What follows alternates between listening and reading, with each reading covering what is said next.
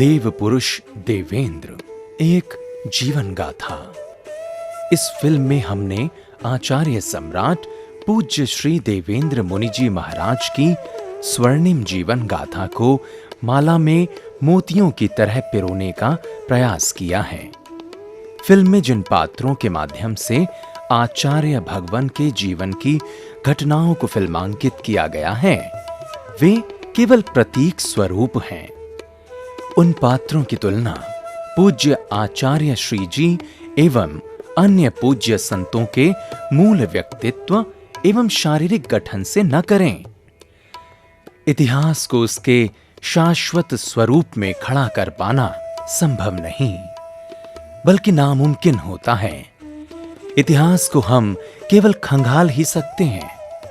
अतः आचार्य सम्राट पूज्य श्री देवेंद्र मुनि जी महाराज के जीवन के ऐतिहासिक पन्नों को खंगाल कर जो कुछ भी हमने पाया, जस का तस आपके सामने रखने का प्रयास किया है।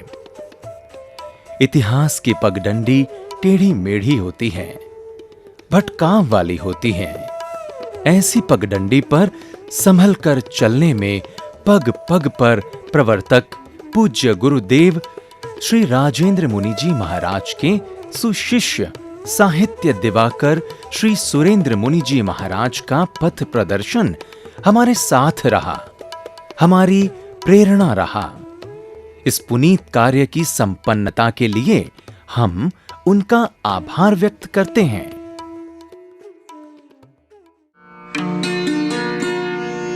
देव पुरुष देवेंद्र, एक जीवन गाथा।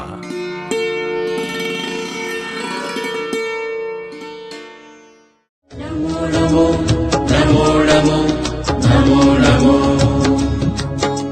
नमो नमो नमो नमो नमो नमो नमो। नमोकार मंत्र है न्यारा, इसने लाखों को तारा।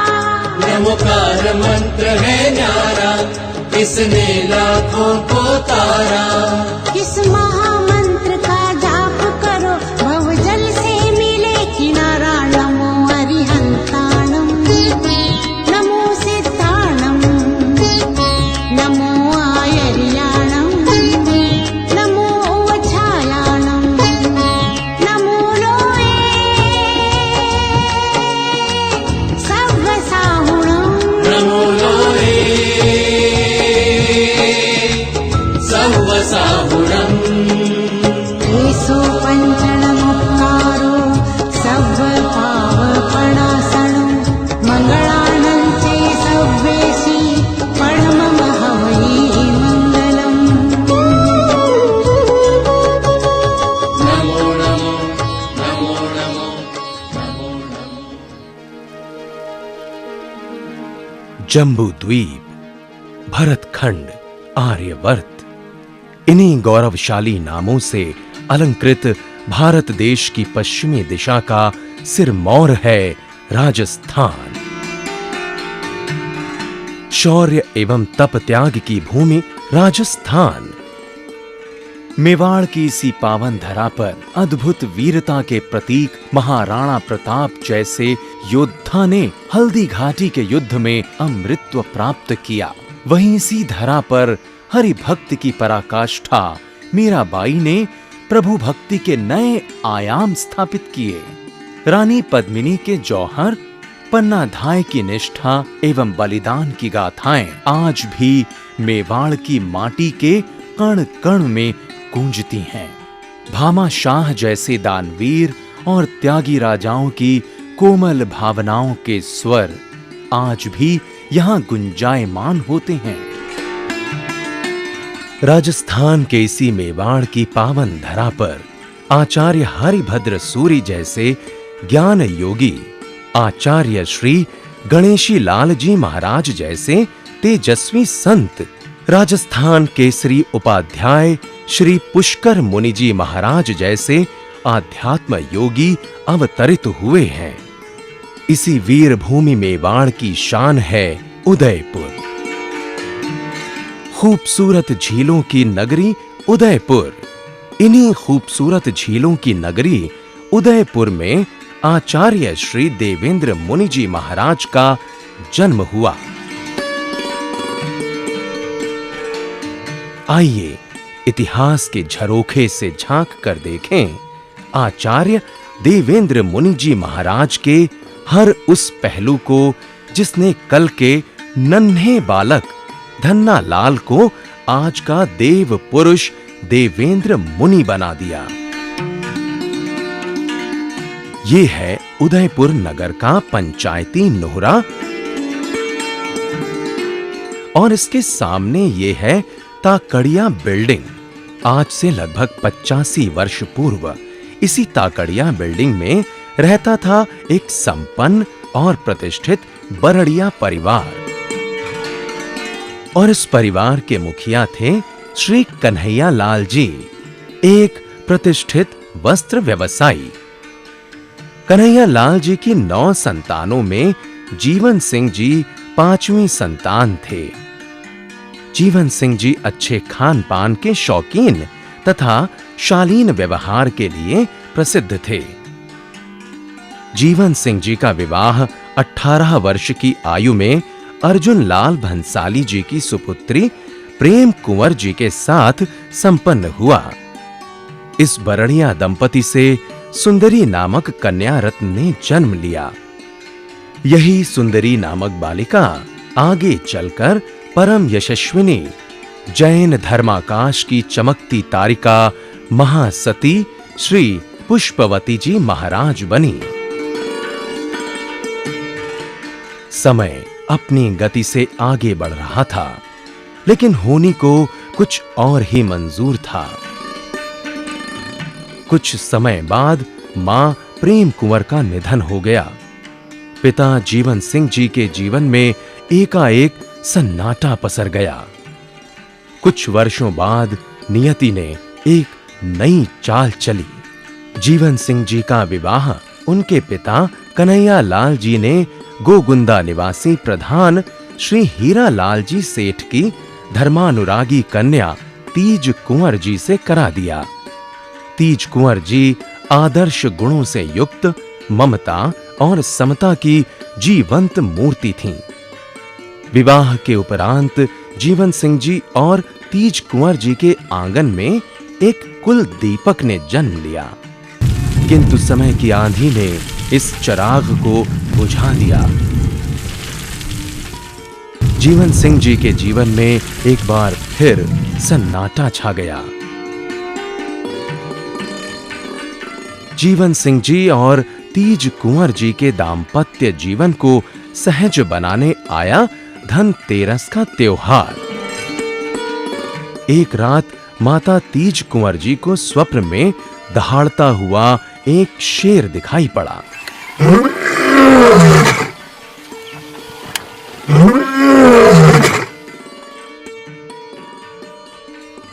इस स्वप्न को मंगलकारी मानते हुए उन्होंने जीवन सिंह जी को बताया।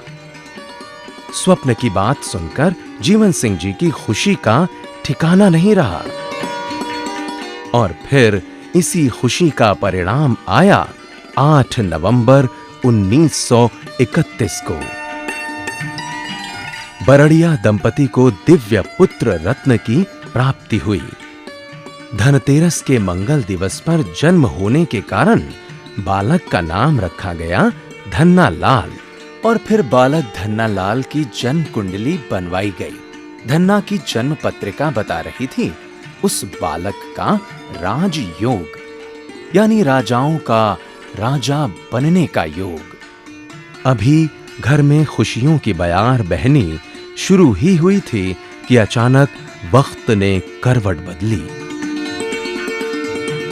बालक धन्ना लाल अभी 21 दिनों के ही हुए थे कि उनके सिर से पिता का साया उठ गया।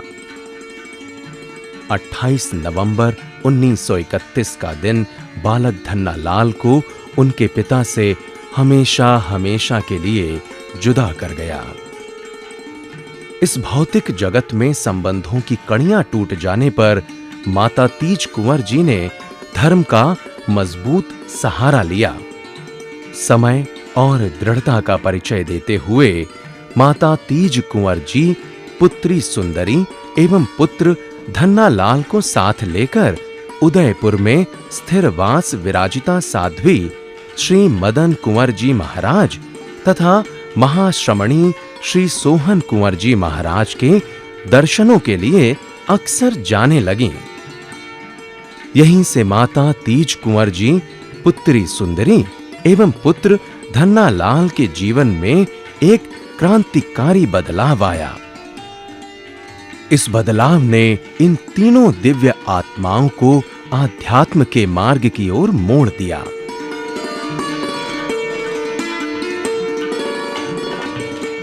एक बार पूज्य श्री जवाहर लाल जी महाराज उदयपुर के इस पंचायती नोहरे में विराजमान थे। पूज्य श्री सुबह नित्य ध्यान करते थे।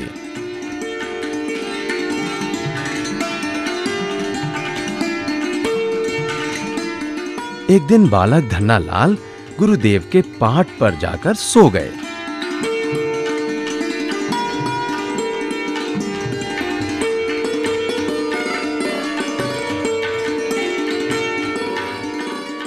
बालक धन्ना लाल के दादा श्री कन्हैया लाल जी गुरुदेव के पाठ से धन्ना लाल को उठाने के लिए लपके। गुरुदेव ने कन्हैया लाल जी को रोकते हुए मुस्कुराकर कहा, अरे कन्हैयालाल जी, ये आप क्या कर रहे हैं? आपका खानदान ऐसा है कि आपके खानदान से दीक्षित होने वाला अवश्य ही श्रमणों का भावी आचार्य बनेगा। अगर आपके परिवार में से कोई दीक्षा लेना चाहे तो कन्हैयालाल जी उसे रोकना मत। ये बालक भविष्य में परम प्रतापी आचार्य बनेगा। समय अपनी गति से चल रहा था और बालक धन्ना लाल के नन्हे नन्हे पांव अपनी गति निर्धारित करते जा रहे थे।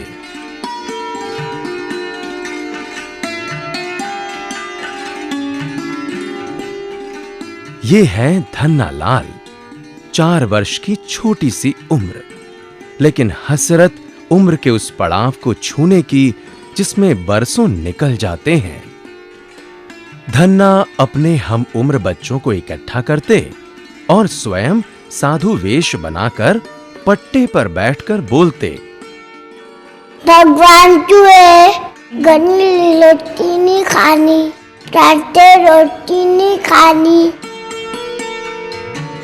झूठ नहीं बोलना, चोरी नहीं करनी, जमीन नहीं खाना। धन्ना अपनी माता श्री से कपड़े की झोली बनवाकर कटोरी के पात्र उसमें रखकर भिक्षा लेने के लिए निकल पड़ते।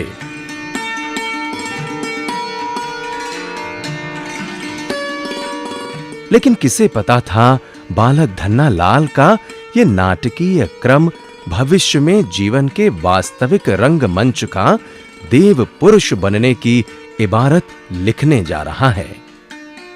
अच्छे बुरे के सामने छोटे बड़े अपने पराये का भेद खत्म हो जाना चाहिए।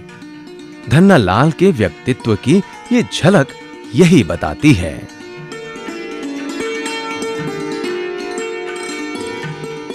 एक बार माता श्री तीज कुंवर जी ने थोड़ी सी भाजी लेकर धूप में सुखा दी।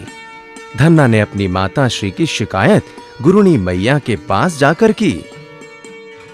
महाराज जी, आप कहते हो तीजा भाई समझदार है, देखो इन्होंने इतनी भाजी सुखाई, बड़ा भारी पाप लगेगा ही नहीं। बालक धन्ना के जीवन में ये सबके प्रति समानता के भाव का प्रारंभ था। जैसे जैसे उम्र बढ़ रही थी, धन्ना की आध्यात्मिक रुचि भी सुदृढ़ होती जा रही थी। खुशी खुशी अनजाने तप से स्वयं को तपाकर धन्ना की एक और झकझोर देने वाली घटना देखिए। 5 वर्ष के धन्ना ने चौविहार करना शुरू कर दिया। भयंकर गर्मी थी, सूर्य अस्त हो चला था।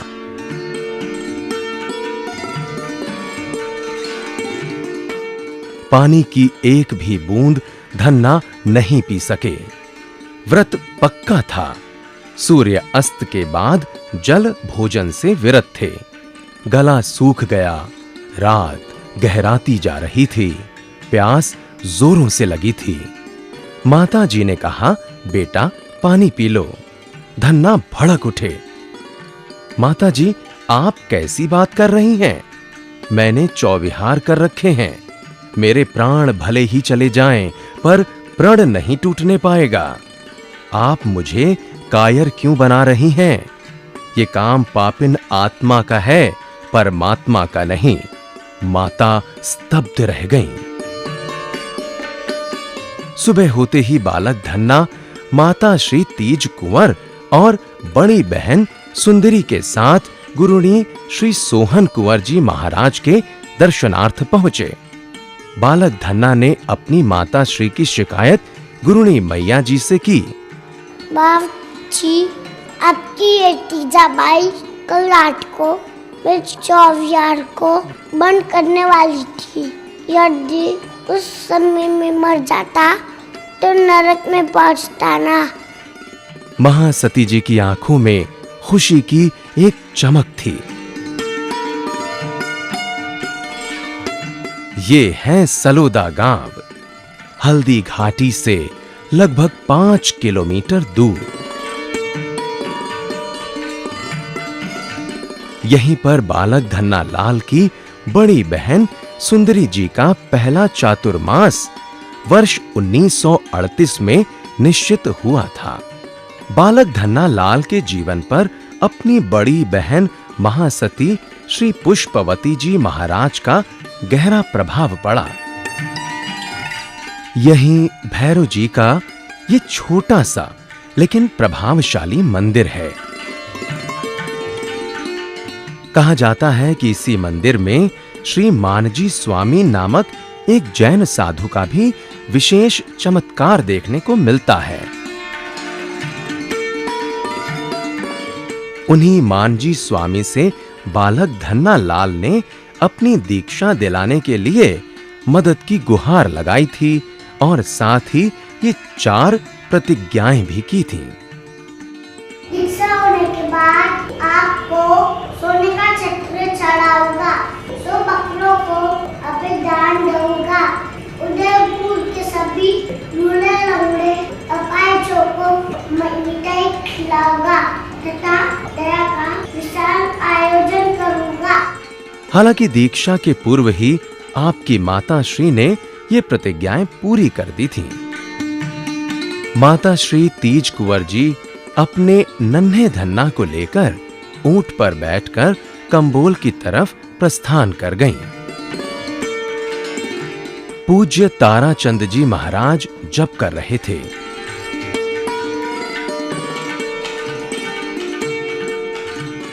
पूज्य पुष्कर मुनि जी महाराज स्वाध्याय में लीन थे।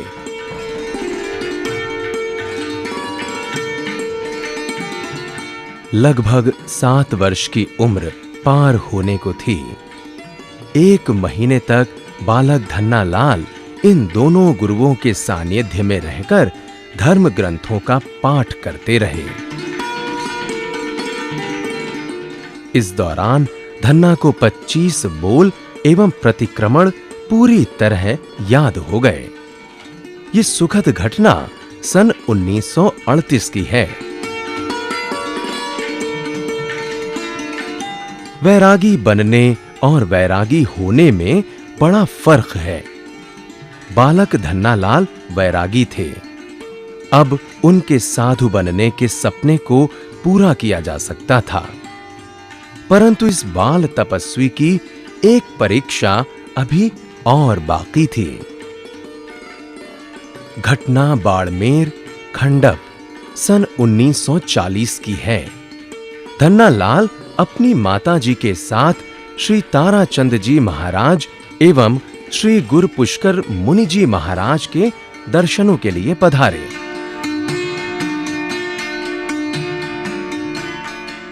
वहीं पर खंडप निवासी सेठ सीताराम जी रघुनाथ जी लुंकड़ ने धन्ना के वैराग्य को नापने का प्रयास किया। बाबू बाबू, तू दीक्षा मत ले। मेरे कोई पुत्र नहीं है, अतः मैं तुझे गोद ले अपनी सारी संपत्ति तेरे नाम कर दूंगा। सेठ साहब, आप मुझे अवश्य ही गोद ले लीजिए, फिर मैं अपनी संपत्ति और आपकी संपत्ति दोनों का दान कर फिर दीक्षा ले लूंगा और आपको भी दीक्षा दिला दूंगा। सेठ साहब ने बाल मन को पिघलाने की एक चतुराई और दिखाई। बाबू, ये 2 गिलास हैं, एक चांदी का और दूसरा लकड़ी का। तू किसे पसंद करता है? धन्ना का जवाब था लकड़ी का। क्यों? सेठ साहब चौंके। चांदी की नाव मुझे नदी पार नहीं करा सकती, वो बीच में ही डुबा देगी, जबकि लकड़ी की नाव मुझे आसानी से पार करा सकती है। सेठ साहब जवाब सुनकर चकित रह गए। उधर श्री ताराचंद जी महाराज एवं श्री पुष्कर मुनि जी महाराज भी एक दूसरे को देखते हुए धन्ना के वैरागी मन के हाजिर जवाब पर मंद मंद मुस्कुरा रहे थे। इस अंतिम परीक्षा के बाद बालक धन्ना लाल लगभग 8.25 वर्ष की उम्र में दीक्षित होकर धन्ना लाल से देवेंद्र मुनि बन गए। बाड़मेर जिले के खंडप नाम का यही वो कस्बा है जहां बालक धन्ना लाल की दीक्षा का कार्यक्रम संपन्न हुआ। और दीक्षा की उस शुभ घड़ी का दिन था 1 मार्च 1941 का शनिवार।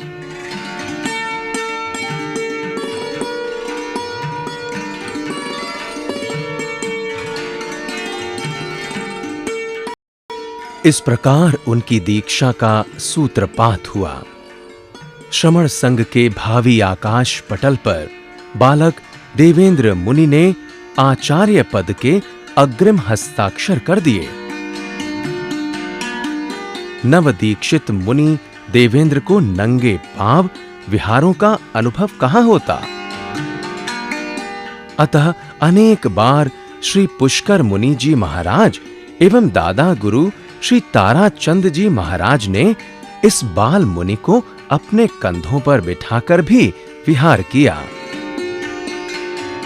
यह है मोकलसर। यहीं पर बालक देवेंद्र मुनि की बड़ी दीक्षा संपन्न हुई। गुरुदेव उपाध्याय श्री पुष्कर मुनि जी महाराज के साथ में देवेंद्र मुनि ज्ञानार्जन करते रहे। गुरुदेव कहते, अप्रमत्त भाव से ज्ञान और ध्यान की साधना करो। गुरुदेव के आदेश को पत्थर की लकीर मानकर बालक देवेंद्र मुनि सतत रूप से आगम दर्शन और धर्म सिद्धांतों का गहन अध्ययन करते रहे।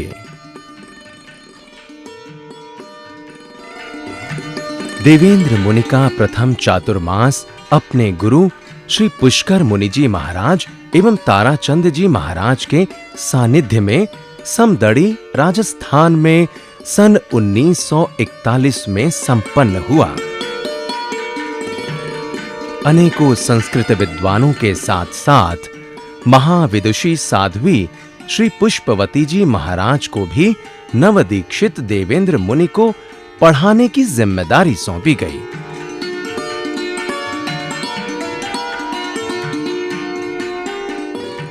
सन 1941 से लेकर सन 1951 तक लगभग 11 वर्षों का समय देवेंद्र मुनि जी के लिए गहन अध्ययन का रहा। संस्कृत, प्राकृत, आगम, दर्शन आदि ग्रंथों के साथ-साथ हिंदी भाषा का भी उन्हें विशेष अध्ययन कराया गया। जैन साधु का जीवन खुली हवा की तरह यायावरी का सा जीवन होता है। कल कल छल छल नदी की तरह शीतलता प्रदान करता हुआ। सन 1947 का चातुर्मास नासिक शहर में किया। वहीं पर दिगंबराचार्य श्री शांति सागर जी महाराज गजपंथा तीर्थ में विराजमान थे। संतों का मिलन हुआ। श्री शांति सागर जी महाराज ने गुरुदेव श्री पुष्कर मुनि जी महाराज से देवेंद्र मुनि की तरफ इशारा करके पूछा, मुनि जी का क्या नाम है, क्या पढ़ते हैं? देवेंद्र मुनि ने तुरंत संस्कृत में उत्तर दिया। दिगंबराचार्य जी देवेंद्र मुनि का त्वरित उत्तर सुनकर बड़े प्रभावित हुए। उन्होंने तुरंत भावी संभावना व्यक्त कर दी। आप अध्ययन से जुड़े रहें, एक दिन बड़े विद्वान बनोगे। देवेंद्र मुनि ने अपने गुरु संतों के साथ मुंबई से सूरत यानी गुजरात की तरफ रुख किया। 1949 का चातुर्मास काठियावाड़ में संपन्न किया। काठियावाड़ में विहार करते समय श्री देवेंद्र मुनि ने काठियावाड़ कच्छ में स्थित स्थानकवासी परंपरा के अनेक विद्वान मुनियों से संपर्क किया, चर्चा की। बहुत बारीकी से गुजरात में स्थानकवासी परंपरा का निरीक्षण एवं अध्ययन किया। वहां की लोक संस्कृति तथा लोक मानस से परिचित हुए।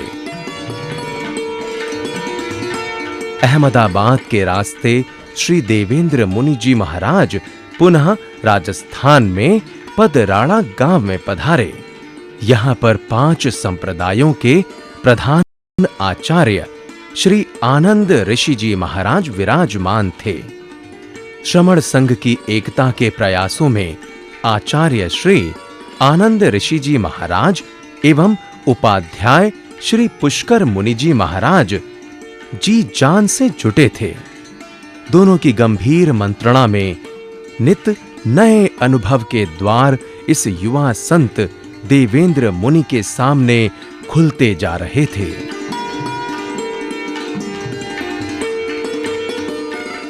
इक्कीस साल की युवा उम्र में युवा मुनि श्री देवेंद्र मुनि ने सन 1952 के सादड़ी साधु सम्मेलन में महत्वपूर्ण भूमिका अदा की। प्रमुख मुनिवरों से पत्राचार करने तथा विचारणीय एवं चर्चा योग्य विषयों की सूची बनाने का सभी दायित्व श्री देवेंद्र मुनि जी ने बड़ी कुशलता से निभाया।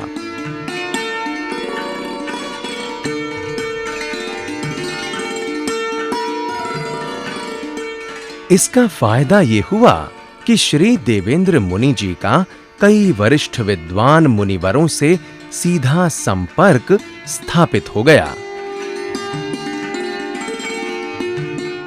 जैसे आचार्य श्री आत्माराम जी महाराज, आचार्य श्री गणेशीलाल जी महाराज, आचार्य श्री हस्तिमल जी महाराज, उपाध्याय श्री अमर मुनि जी महाराज एवं व्याख्यान वाचस्पति श्री मदन लाल जी महाराज। सभी वरिष्ठ संत श्री देवेंद्र मुनि की संयत शालीन भाषा और विषय की अभिव्यक्ति की कुशलता के प्रशंसक बन गए। सन 1952 के साधु सम्मेलन के बाद युवा मुनि देवेंद्र अपने गुरुदेव उपाध्याय श्री पुष्कर मुनि जी महाराज के साथ लगभग 15 वर्षों तक राजस्थान की सीमाओं में विचरण करते रहे। ये 15 वर्षों का समय श्री देवेंद्र मुनि जी के भावी जीवन निर्माण में अत्यधिक महत्वपूर्ण रहा। सन 1955 में जयपुर चातुर्मास के बाद देवेंद्र मुनि जी ने इलाहाबाद की साहित्य रत्न की परीक्षा दी। संस्कृत, प्राकृत के साथ-साथ उन्होंने हिंदी साहित्य व भाषा का भी गंभीर ज्ञान प्राप्त कर लिया। वर्ष 1967 में अपने गुरुदेव उपाध्याय श्री पुष्कर मुनि जी महाराज के साथ देवेंद्र मुनि ने मुंबई के बालकेश्वर में चातुर्मास किया। इसी दौरान देवेंद्र मुनि जी द्वारा लिखित प्रथम शोध ग्रंथ भगवान ऋषभदेव एक परिशीलन का लोकार्पण किया गया। वर्ष 1974 में संपूर्ण देश में भगवान महावीर की 25वीं निर्वाण शताब्दी का राष्ट्रीय स्तर पर आयोजन हो रहा था। इस दौरान राजस्थान से विहार कर देवेंद्र मुनि जी गुरुदेव के साथ चातुर्मास हेतु अहमदाबाद पधारे। अहमदाबाद में ही भगवान महावीर निर्वाण शताब्दी के अवसर पर देवेंद्र मुनि जी द्वारा रचित ग्रंथ भगवान महावीर एक अनुशीलन का लोकार्पण तत्कालीन मुख्यमंत्री श्री मोरारजी देसाई द्वारा संपन्न हुआ। आज तक के जैन साहित्य में देवेंद्र मुनि जी द्वारा लिखित यह ग्रंथ अपनी कोटि का प्रथम एवं उच्च स्तरीय ग्रंथ माना जाता है। सन 1975 का चातुर्मास श्री देवेंद्र मुनि अपने गुरुदेव के साथ अहमदाबाद में संपन्न कर पूना पधारे। पूना चातुर्मास के दौरान देवेंद्र मुनि जी ने जैन आगम साहित्य मनन और मीमांसा नामक लगभग 600 पृष्ठों का एक ग्रंथ लिखा। इसी बीच पूना यूनिवर्सिटी के दर्शन विभाग के अध्यक्ष डॉक्टर बारलिंगे से बातचीत के बाद जैन समाज को पूना विश्वविद्यालय में जैन चेयर की स्थापना के लिए प्रेरित किया।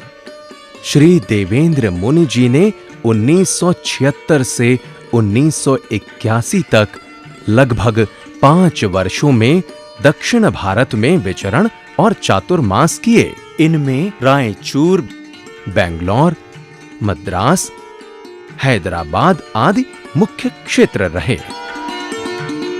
समय गुजरता जा रहा था। वर्ष 1984 का चातुर्मास चांदनी चौक दिल्ली में घोषित हुआ। इसी बीच उपाध्याय श्री पुष्कर मुनि जी महाराज को भारत के तत्कालीन राष्ट्रपति ज्ञानी जैल सिंह ने विश्व संत का सम्मान देकर आदर की चादर समर्पित की। आचार्य श्री देवेंद्र मुनि जी महाराज जहां-जहां गए, कोई न कोई चमत्कार वहां अवश्य ही घटित हुआ। आइए देखें कैसे क्या हुआ। आचार्य भगवान खंडेला से विहार कर नारनौल की ओर पधारे थे। कुछ ही देर के लिए एक वृक्ष के नीचे रुक गए। सामने एक झोपड़ा था। वहां से एक व्यक्ति उनके पास आया। आचार्य श्री ने पूछा, क्या करते हो भाई? उसने कहा, प्रभु ढाबा चलाता हूं। एक दूसरे भाई ने कहा, प्रभु ये मांस अंडे खिलाता है। भगवान ने कहा, ऐसा काम मत करो, यह तो पाप कर्म है।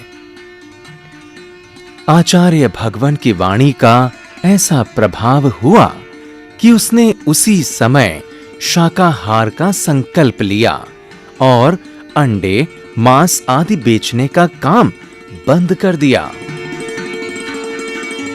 वर्ष 1986 में आचार्य सम्राट श्री आनंद ऋषि जी महाराज ने अपनी वृद्ध अवस्था तथा शरीर की स्थिति देखकर श्रमण संघ के सुचारू संचालन हेतु संत सम्मेलन की घोषणा कर दी।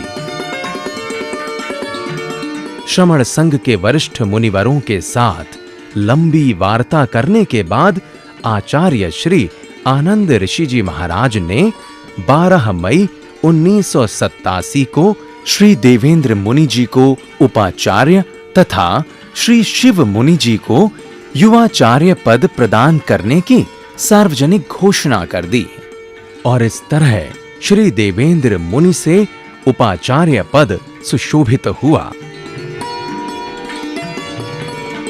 वर्ष 1991 में उपाचार्य श्री देवेंद्र मुनि जी महाराज पीपाड़ का चातुर्मास संपन्न कर जोधपुर पधारे। तभी अचानक एक दुखद समाचार आया। अहमदनगर में 28 मार्च को आचार्य सम्राट पूज्य आनंद ऋषि जी महाराज का देवलोक गमन हो गया।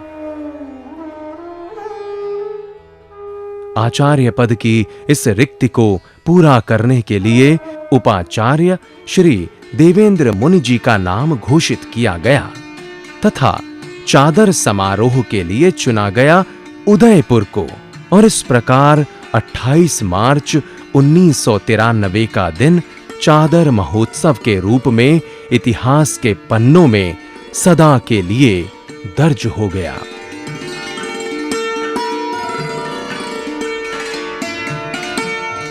ये ऐतिहासिक अमृत क्षण जो वर्षों में कभी-कभी ही उपस्थित होते हैं, लाखों श्रावकों पर अपनी अमिट छाप छोड़ गए।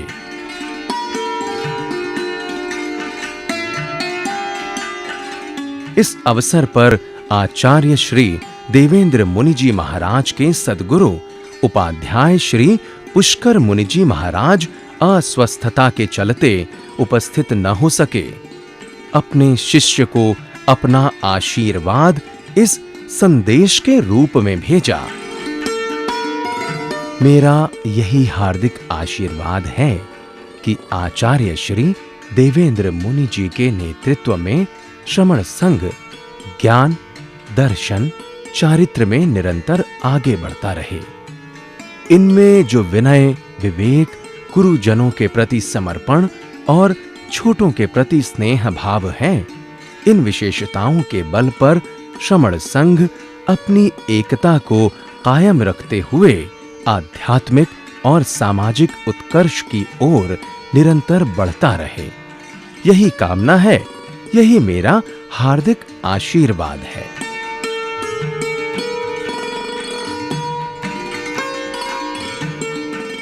समय समय पर आचार्य देवेंद्र मुनि जी महाराज अपने शिष्यों के प्रति वात्सल्य का वसंत बनकर भी छा जाया करते। वे कभी भी अपने शिष्यों को हतोत्साहित नहीं होने देते, सदा उनका मनोबल बढ़ाते रहते। उनके शिष्यों के लिए उनका ये मर्म स्पर्शी वात्सल्य तब ज्यादा जरूरी होता जब वे अपने शिष्यों से कहीं दूर चौमासा या विहार कर रहे होते।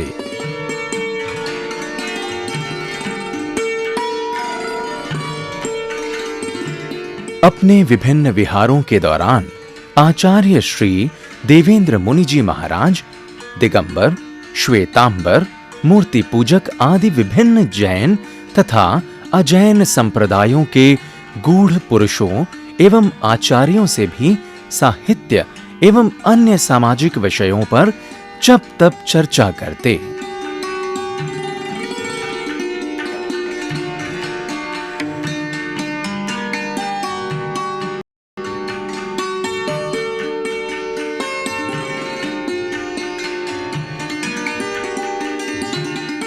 सरस्वती पुत्र आचार्य श्री देवेंद्र मुनि जी महाराज वर्तमान शताब्दी के एक जीवंत जैन मनीषी साहित्य सृष्टा थे।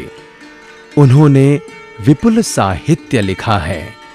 जैन धर्म, दर्शन, इतिहास से संबंधित ज्ञान की विभिन्न शाखाओं पर आचार्य श्री ने लगभग 40,000 से भी ज्यादा पृष्ठों की सर्जना की है।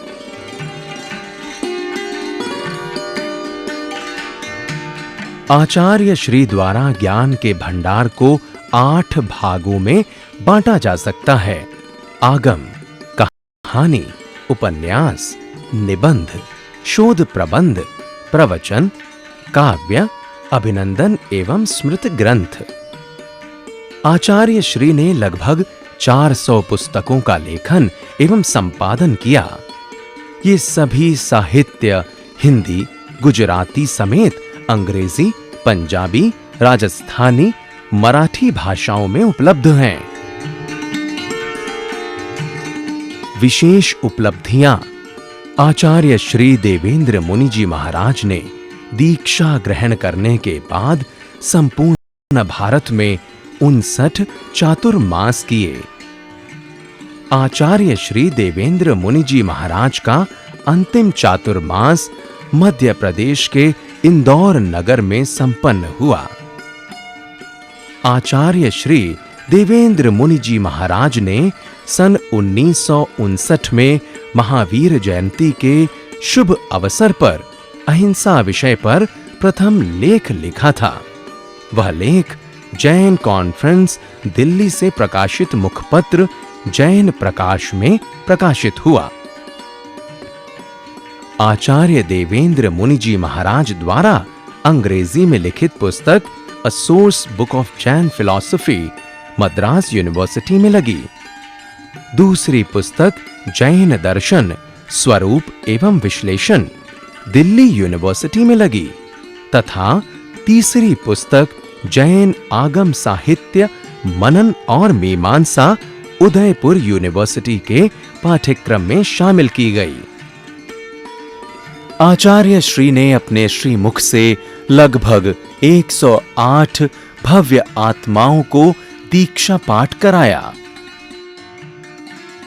आचार्य श्री के प्रवचनों में अक्सर संघ एकता, शाकाहार एवं व्यसन मुक्त जीवन जीने के संदेश की पुकार होती। उस वक्त उस पुकार ने असर किया और देखते देखते उत्तर भारत की यात्रा के दौरान लगभग 15,000 लोगों ने व्यसन मुक्त जीवन जीने का संकल्प लिया। ये हैं आचार्य श्री के दैनिक उपयोग की वे वस्तुएं जिन्होंने अंतिम सांस तक आचार्य श्री का साथ दिया। चश्मा, पेन, चौलपट्टा, रजोहरन, पात्रे। आचार्य श्री ने अपने 59 चातुर्मासों में लगभग 70,000 किलोमीटर की पदयात्रा की। इस यात्रा के पड़ाव रहे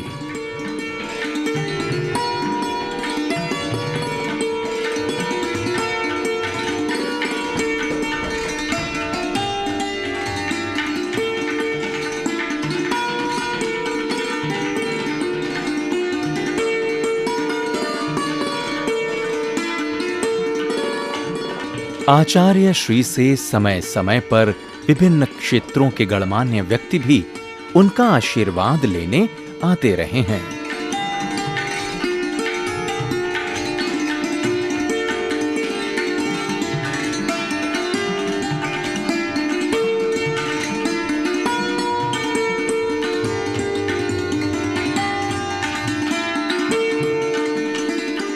आचार्य पद सुशोभित करने के बाद श्री देवेंद्र मुनि जी महाराज कुल जमा 6 चातुर्मास ही संपन्न कर सके। इनमें भीलवाड़ा, लुधियाना, पानीपत, दिल्ली, उदयपुर और इंदौर शामिल हैं। आचार्य श्री देवेंद्र मुनि जी महाराज वर्ष 1999 का अपना अंतिम चातुर्मास महाराष्ट्र के औरंगाबाद को प्रदान कर 24 अप्रैल को घाटकोपर पधार गए।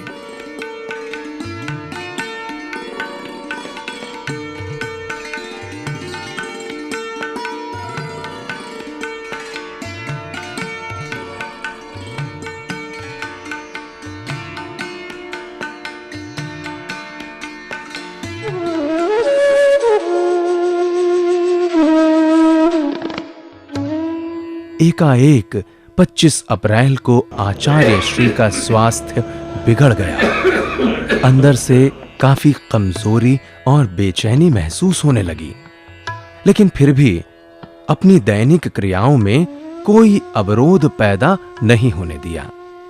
रात 2 बजे तक माला ही फेरते रहे। आचार्य श्री का स्वास्थ्य निरंतर गिरता जा रहा था। न जाने कौन सी सांस किस सांस पर भारी पड़ जाए ये कह पाना मुश्किल था। उधर प्रातः का सूरज पूर्व दिशा में अपने आने की दस्तक दे चुका था और इधर आचार्य श्री सूर्य के उस प्रकाश में अपने प्राणों को उड़ेल देना चाहते थे। उन्होंने युवा मुनि को पच्चखाड़ कराने के लिए कहा। कई संतों की मौजूदगी में आचार्य श्री को पच्चखाड़ कराया गया और फिर सुबह लगभग 8:30 पर घड़ी की सुइयां ठहर सी गईं। समय रुक गया और आचार्य श्री की सांसें भी। एक तेज दूसरे तेज में समा गया। आचार्य श्री तेजोमय हो गए और उस दिन एक और नक्षत्र का उदय हो गया, एक और देव पुरुष देवेंद्र का। आचार्य सम्राट के देहावसान का समाचार बिजली की तरह चारों तरफ फैल गया। लाखों की संख्या में देश विदेश में फैले आचार्य श्री के भक्तों की भावना को देखते हुए आचार्य श्री के पार्थिव शरीर का अंतिम संस्कार 28 अप्रैल 1999 को किया गया। आचार्य श्री के संतत्व की छाया तले पले बढ़े उनके धर्म परिवार के 50 से भी ज्यादा संतों ने अश्रुपूर्ण भावभीनी विदाई देकर अलविदा कहा। इस दुखद घटना पर भारत के लगभग सभी प्रमुख समाचार पत्रों ने अपने संपादकीय लिखकर श्रद्धांजलि अर्पित की। प्रातः 8:45 पर आचार्य सम्राट पूज्य श्री देवेंद्र मुनि जी महाराज का पार्थिव शरीर इस सुसज्जित पालकी में रखा गया।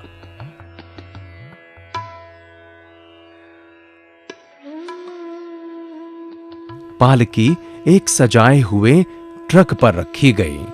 इसके चारों तरफ समुद्र की भांति फैला अपार जनसमूह भीगी आंखें लिए अपने आराध्य गुरुदेव को अंतिम विदाई दे रहा था। आज आचार्य श्री देवेंद्र मुनि जी महाराज की वो पंक्तियां याद आती हैं जिन्हें उन्होंने महाप्रयाण से पहले ही अंकित कर दिया था। शरीर चाहे मनुष्य का है या पशु का, चाहे तीर्थंकर का है या आचार्य का, शरीर तो शरीर है। शरीर का क्या महत्व है, क्या मोह, क्या इसकी पूजा। इस शरीर में पूजा करने योग्य, आदर करने योग्य जो है वो है निर्मल आत्मा। मलिनता जितनी कम होगी उतनी ही निर्मलता और पवित्रता बढ़ेगी और आत्मा उतनी ही ऊंचाई पर पहुंचेगी। वही उसकी पूज्यता व श्रेष्ठता का माप होगा। शरीर चाहे जाए या रहे, इसकी चिंता मत करो। चिंतन करो इस शरीर के कल्याण का, इस शरीर द्वारा लोक कल्याण का। भले ही आचार्य सम्राट श्री देवेंद्र मुनि जी महाराज आज हमारे बीच शरीर रूप से मौजूद नहीं हैं, लेकिन उनके इस समाधि स्थल में हम उनके होने का एहसास माटी के कण कण में कर सकते हैं। यही आचार्य श्री का वो समाधि स्थल है जहां आज भी उनकी ध्यान साधना ज्ञान गंगा की स्वर लहरियां गूंजती हैं। इस लोक की यात्रा से परलोक की यात्रा पर विहार कर गई उस आत्मा को पुनः एक बार फिर हम सब नमन करते हैं, जिसके शरीर का नाम देवेंद्र मुनि था, जो सारे पदों को, सारी उपलब्धियों को तजकर परम आत्मा में लीन हो गई। ऐसी आत्मा को शत शत वंदन, शत शत नमन।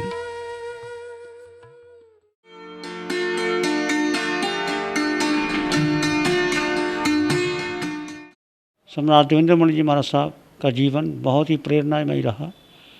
कोई भी उनके पास आता उनको अपनी मधुर वाणी से आकर्षित करते, सबके साथ प्रेम में व्यवहार रखते। एक आचार्य के गुण उनमें विद्यमान थे। मेरा उनसे बहुत बार संपर्क हुआ और उन्होंने प्रेरणा दी कि एक संत को अपने जीवन में श्रम करना चाहिए। मुनि वही है जिसने साधना और संयम को उच्चतम स्थान दिया है। उन्होंने अपनी साधना में उच्चतम स्थान दिया था। उनकी विनम्रता, सरलता सराहनीय है। वो हमेशा जप में, तप में, साहित्य में संलग्न रहते थे और प्राणी मात्र को प्रेरणा देते थे। उनके जीवन से प्रेरणा लेनी चाहिए कि एक मुमुक्षु को, एक साधु को और एक किस प्रकार साधना में संलग्न रहना चाहिए और स्वाध्याय और ध्यान में रुचि रखनी चाहिए।